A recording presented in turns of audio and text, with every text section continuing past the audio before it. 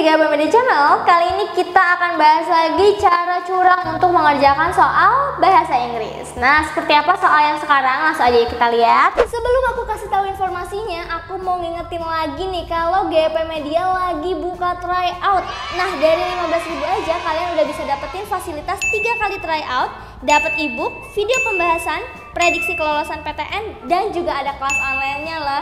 Jadi buruan, tunggu apa lagi? Yuk daftar sekarang. Langsung aja di sini ada satu kalimat yang rumpang ya. Di sini langsung kita bisa lihat ada keterangan waktu. Biasanya kalau ada yang begini nih kosong di tengah-tengah, ini hubungannya kalau nggak sama struktur ya pasti grammar gitu ya. Maksudnya ya kayak tenses dan lain sebagainya. Jadi ini hubungannya sama tenses.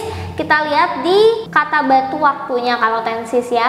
At the moment. At the moment itu berarti sekarang ya, lagi terjadi sekarang nih at the moment itu ya. Otomatis kalau kita masukin ke tenses, ini kemungkinan pakainya itu present ya, karena sedang terjadi nih sekarang ya kan. Dan kemungkinannya lagi kalau at the moment itu memang pada saat itu lagi dikerjakan. Jadi presentnya ini pasti present continuous. Oke, tenses gitu ya. Jadi kalau continuous itu dia lagi dikerjakan sekarang, bukan sesuatu yang sering diulang. Kan kalau misalnya simple present itu kan sesuatu yang udah jadi kebiasaan, diulang beberapa kali gitu ya. Tapi kalau ini ya sedang dilakukan saat itu aja, makanya pakainya present continuous. Kalau present continuous rumusnya apa sih? Nah, rumusnya teman-teman, nih present continuous ya. Pertama pasti ada to be-nya dulu. To be-nya itu to be biasa, is, am, sama are, tergantung subjeknya apa ya. Plus being. Kenapa pakai being kak? Bukannya pakai verb ing?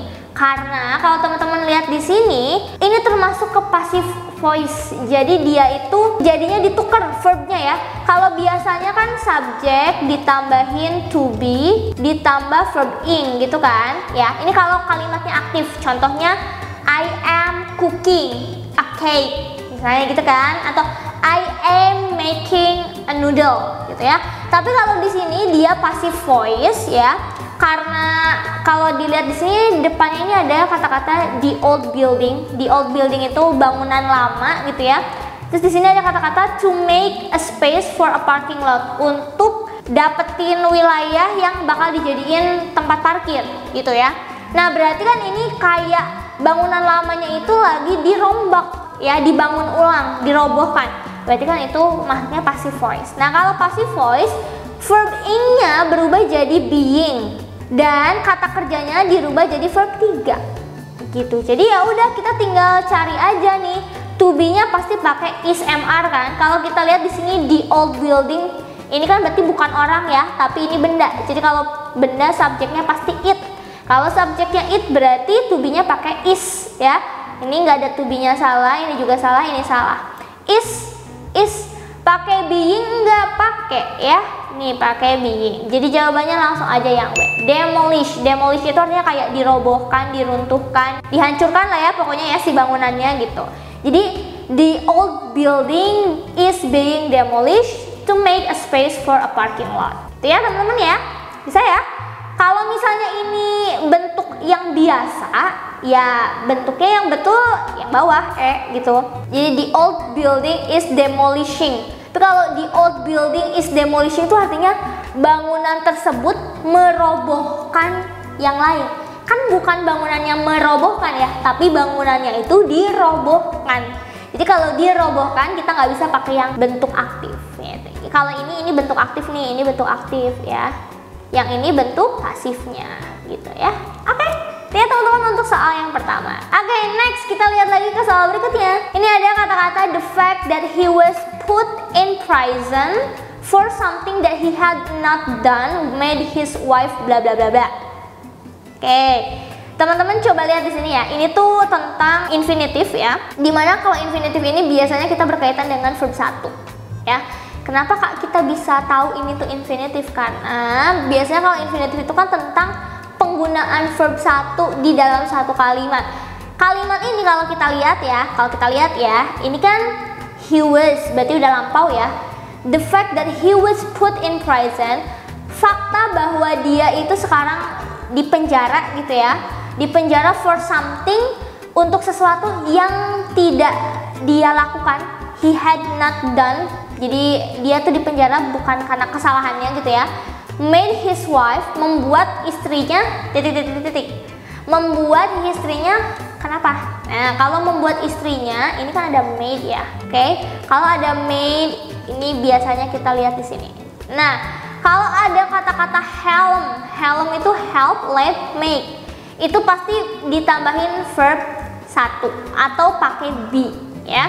Nah, di sini ada made. Made itu kan verb 2 dari make ya. Ya kan? Berarti setelah made his wife pasti belakang itu verb 1. Verb satunya apa? Verb satunya kalau di sini cry berarti yang A. Gitu. Ya udah, jadi jawabannya made his wife cry. Oke? Gitu ya. Jadi kalau misalnya ketemu kata help, led sama make, ya make-nya kalau misalkan jadi verb 2 kayak made itu juga sama aja, bisa pakai rumus yang ini. Dia belakangnya langsung verb 1. Verb satunya tanpa ada yang lain ya, nggak usah pakai kata-kata tambahan to, kayak di sini ada to lagi ya, enggak ya. Jadi langsung aja verbnya. Verbnya ya udah yang cry. Oke, next. Ini ada lagi ya, ini masih bare infinitive kalau nggak salah nih ya. Kalau kita lihat dari strukturnya ya. Most of the students still don't understand how the problems. Ada kata how. Kalau ada 5W1H nih teman-teman harus agak jeli ya matanya ya. Kalau ada how itu kan artinya bagaimana ya. Kalau kita nanya gimana sih caranya belajar gitu kan, atau gimana sih cara untuk pakai topiknya gitu kan. Jadi kita nanyain sesuatu. Nah, kalau how itu selalu ya diikuti biasanya sama to.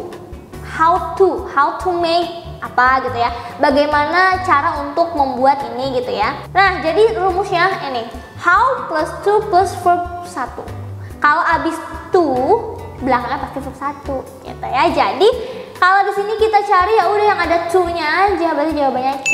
To solve. Solve-nya verb 1, nggak usah pakai solve pakai d belakangnya, nggak usah pakai verb ing. To solving juga salah ya. Yang benar to solve aja. Ya kalau kita artiin sebagian besar siswa ya masih belum mengerti bagaimana cara menyelesaikan masalah gitu ya. Oke, sip ya. Next, terakhir nih ya. Neither the students nor their professor bla bla bla bla happy about the result of the experiment.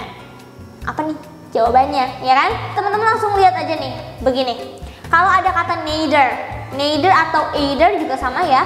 Terus di samping neither-nya itu ada noun. Noun itu kata benda. Kalau di sini the students ya. Kalau subjek atau orang itu juga masuknya kata benda kalau di bahasa Inggris ya. Jadi the students ini dianggapnya noun pertama, kata benda pertama. Terus ada kata nor ya untuk menggabungkan si subjeknya. Ada kata-kata their professor. Ya, ini noun kedua, benda kedua, subjek kedua nih, ya kan? Nah, setelah itu pasti belakangnya butuh verb, ya kan? Karena ini udah noun semua, belum ada verbnya. Seperti yang kita tahu kalau kalimat efektif selalu ada subjek dan predikat. Subjek kalau di bahasa Inggris itu noun, kata benda. Nah, kalau verb itu sebagai predikatnya. Jadi kita butuh predikat kan di sini ya. Oke, predikatnya apa di sini? Nah, kalau misalkan kita lihat di sini, ya udah kita tinggal lihat dulu subjeknya. Subjek yang dilihat adalah subjek yang paling dekat sama verbnya. Berarti ini nih subjek terakhir nih, their professor. Their professor itu berapa orang? Nggak ada S ya, professors nggak ya, tapi profesor aja. Berarti ini cuma satu orang. Satu orang berarti kalau kita ganti ini tuh jadinya he. Ya mungkin profesor kan biasanya laki-laki ya. Nah, jadi ya atau she boleh. Ini kan berarti satu orang. Kalau he atau she berarti belakangnya apa? Kalau kita lihat nih ABC-nya, bukan have, mau juga harusnya has. Ya enggak? Ya kan? Bukan are, maunya juga is harusnya ya. Bukan to be, nggak ada hubungannya to be ya. Bukan were, yang benar adalah was. Jadi di sini yang menunjukkan cuman untuk singular kayak satu orang doang itu yang jawabannya. Gitu ya. Kak, gimana kita bisa tahu ini jawabannya was atau bukan yang have been, bukan yang kayak gitu? Karena kalau dilihat dari ABC itu emang nggak ada yang sesuai teman-teman ya. Have been bisa aja ini jawabannya pakai been, tapi ininya harus has been gitu ya.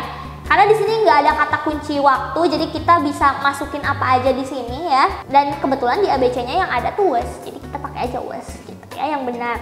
Oke? Sip, itu dia teman-teman ya cara curang untuk bahasa Inggris di video kali ini. Semoga bermanfaat buat kalian and see you in the next video.